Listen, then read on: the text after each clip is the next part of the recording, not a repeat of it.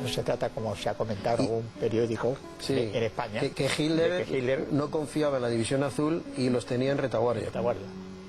Y hombre, que si hubieran estado en retaguardia, por ejemplo, y que lo veremos en la segunda parte, todos aquellos que se dieron por desaparecidos y que incluso hubo casos trágicos de que sus mujeres, como les dieron por muertos, se volvieron a casar otra vez, y resulta que llegaron y aparecieron en los años 50 en el Semiramis y luego posteriormente en el barco Crimea en Alicante. Esos no estaban en la retaguardia. En la retaguardia, repito, nunca. ¿Cuántas bajas hubo en la división? Nosotros tuvimos 5.000 muertos en números redondos. Yo tengo una relación nominal de bajas y son exactamente 5.064. 5.064. Incluida en combate por accidentes, enfermedades y...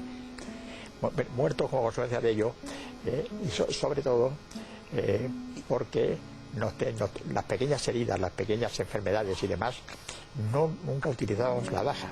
Y en total, el grueso en total, ¿cuántos españoles fueron a combatir en la División Azul? En total, unos 50.000, teniendo en cuenta la División Azul, que serían unos 45.000, más la Escuadrilla Azul, que también participó. Bueno, me vais a permitir que haga una salvedad. Este señor que vemos ahí se llamaba, mejor dicho, Eduardo Arteseros Garay, mi tío.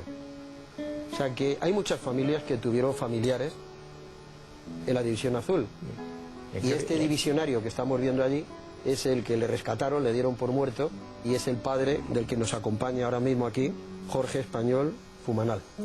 Sí, la verdad. O sea que hemos visto a mi tío y ahora estamos viendo a tu padre. La verdad que todos estos hombres, piensa que se comparaba el frente que había habido en Teruel aquí en España por el frío, pero es que el frente de Teruel no era nada, ni siquiera mínimamente comparable con el frío y las condiciones que pasaron tanto en la parte del Bolshov como luego en Leningrado. Es decir, lo que los soldados españoles soportaron en ese momento fue algo, aquí lo ha dicho don Arturo, algo realmente muy sacrificado y muy poca gente lo hubiera superado hoy en día eso. Como acabamos de hablar de mi tío Eduardo Arteseros Garay y de tu padre, he recibido cantidad de emails y voy a mencionar solamente como un ejemplo dos. No lo voy a leer, solamente voy a decir que Eduardo García Fernández ha sido muy amable, me ha mandado fotos de su padre. Fue su padre. Eduardo, tengo las fotos, gracias. Lo que pasa es que tan abultado el contenido, pero ahí va un recuerdo cariñoso para tu padre. Y también Felipe González Martínez. Felipe González Martínez, que habla de su tío también, un caso similar al mío, su tío José, al que desgraciadamente no conoció y que murió allí, en Rusia.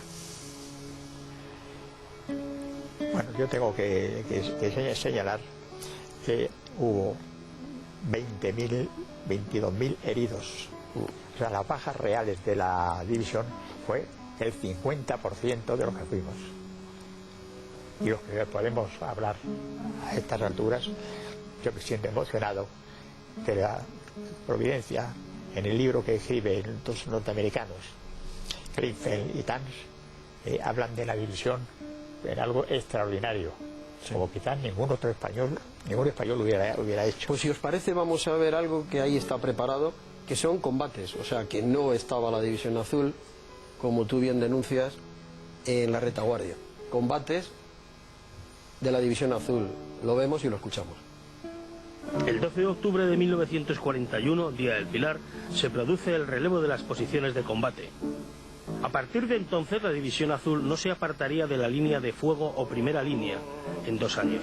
Antes y para la aproximación a los frentes, la división había hecho una larga y agotadora marcha a pie con todo el equipamiento militar.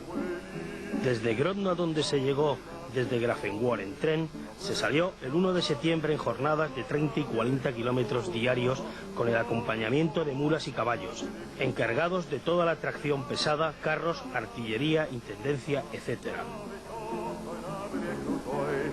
Puede contarse sobre esta etapa que dura hasta el 26 de dicho mes, en que se lleva a Vitebsk innumerables sucedidos, desde los más tristes, primeros caídos de la división, hasta los más cómicos, anécdotas increíbles de muleros o aspeados. Téngase en cuenta que la mayor parte de los voluntarios no habían manejado nunca mulas o caballos y que el calzado del uniforme alemán no siempre coincidía con la medida. Si en un principio se rumoreaba que la división participaría en la operación Tifón sobre Moscú, pronto se conoció que era otro su destino inmediato. Tras su llegada a Novgorod, la división fue situada en una línea del frente en la orilla occidental del lago Ilmen y el margen izquierdo del río Volkhov. A la otra orilla las tropas soviéticas. El día 19 se cruza el río y se establece una cabeza de puente en Esmeiko. Más adelante se extiende al norte y forma parte del asedio a Leningrado, en cuyo frente resiste la gran ofensiva comunista en la batalla de Krasnivor.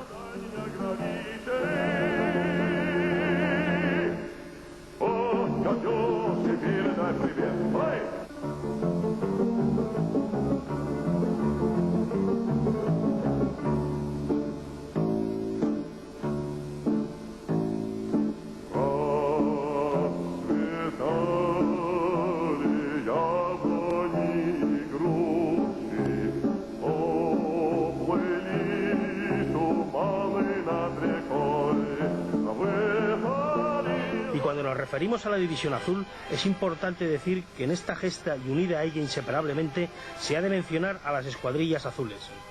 5 fueron relevándose y, como los combatientes de tierra, dejaron constancia imperecedera de su valor y pericia. Una fría estadística. Sumando los derribos en vuelo y los destruidos en tierra, los pilotos de las escuadrillas azules destruyeron más de 160 aviones enemigos. Quedaron allí 19 muertos o desaparecidos en combate, un prisionero y 5 heridos. 25 bajas sobre un contingente de 89 pilotos.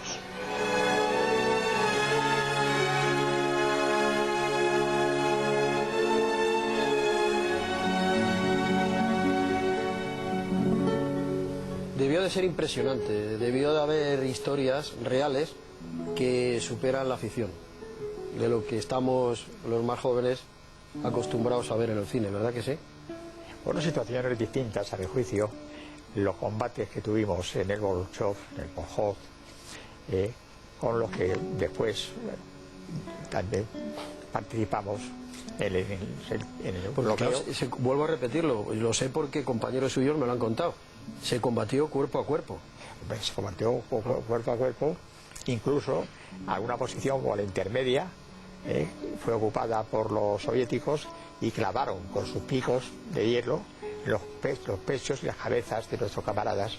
Tuvieron que ser perseguidos y de luego no hubo prisioneros. Terrible.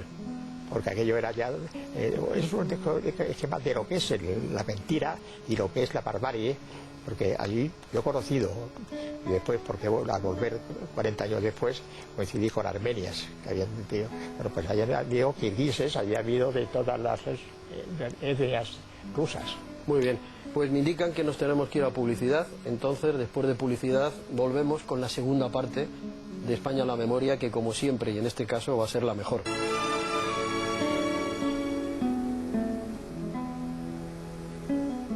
Seguimos con la segunda parte de España en la memoria, y este España en la memoria que ustedes lo han pedido en muchas ocasiones, dedicado a una página de la historia de España y concretamente del Ejército Español, que es la División Azul, y se está haciendo un programa de contenido histórico y también cultural. No es ningún festival azul como ese iluminado que cuando se hizo el programa sobre el anterior jefe del Estado, el general Franco, se atrevió a decir en el panfleto que tiene en internet que yo hice un festival franquista. O sea, para nada.